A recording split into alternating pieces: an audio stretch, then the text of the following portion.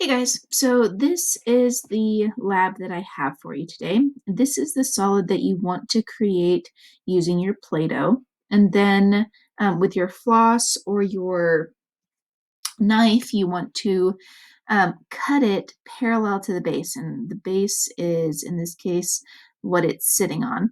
Um, so, so what you want to do is, well, technically the base is this part right here. So yeah, okay. Here's the deal with the base.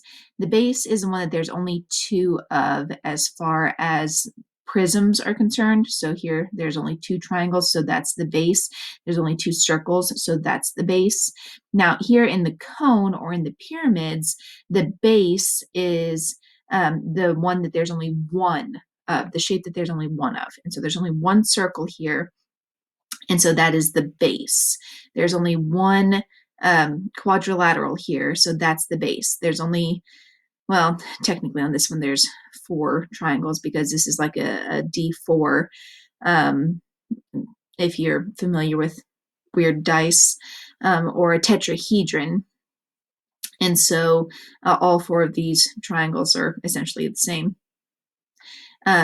Cube, again, they're all the same. A sphere does not have a base, so with that one we'll talk about that specifically. Okay, so draw a cross section that is parallel to the base. So just like a loaf of bread, identify that polygon.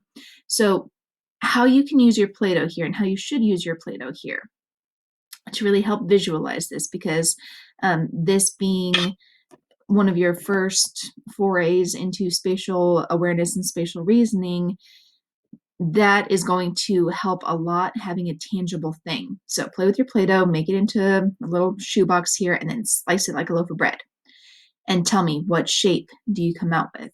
Now in Cami here, you have these wonderful little shapes. And so if I think that I'm going to cut this parallel wise and get out a triangle, then ta-da. Well, dang, that happened, didn't it? Okay.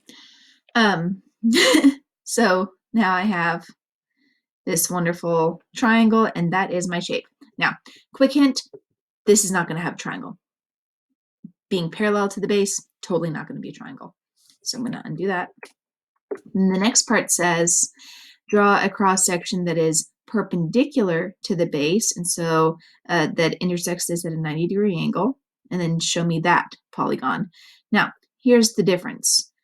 Yes, they're both going to be some kind of quadrilateral.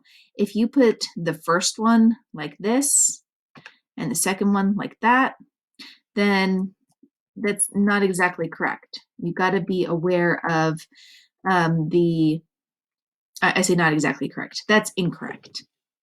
Okay. You got to be very aware of what this is asking. So again, the base is the shape that there are only two of the same shape. So parallel to that, that's going to be here. Perpendicular to that, that's going to be here. Slanted. And so I did a little bit of that whenever I was talking about the, cross section of the Japanese watermelon. And so slant this to the base, and it could be, anywhere, right across here. Yeah, let's do that. It could be like right across there is where you have your cut.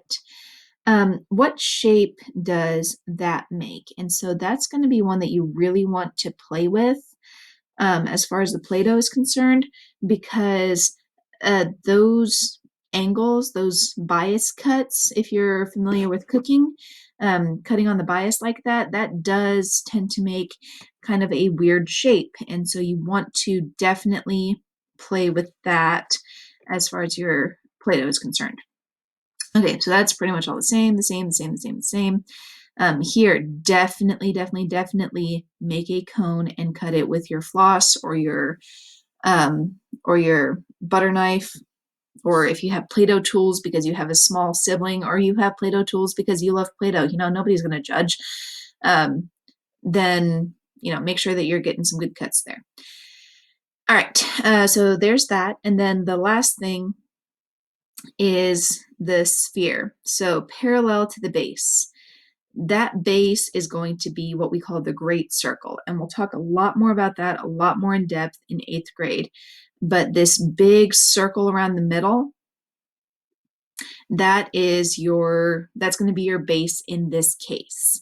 We don't really call it that, but as far as this lab is concerned, we're going to call the great circle the base.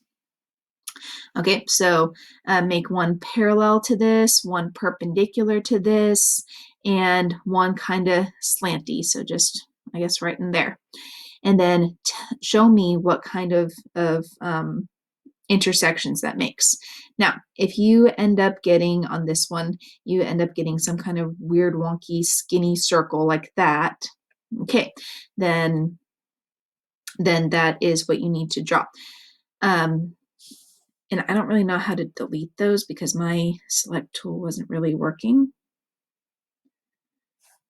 And so I can't really make that work. But I found pressing Control Z is the undo button, and so it lets me get rid of anything that I want. Maybe if I use the hand tool instead. I don't know. You guys can play with that. Now, I've had people say, I can't get Cami to work, or I can't upload from Cami.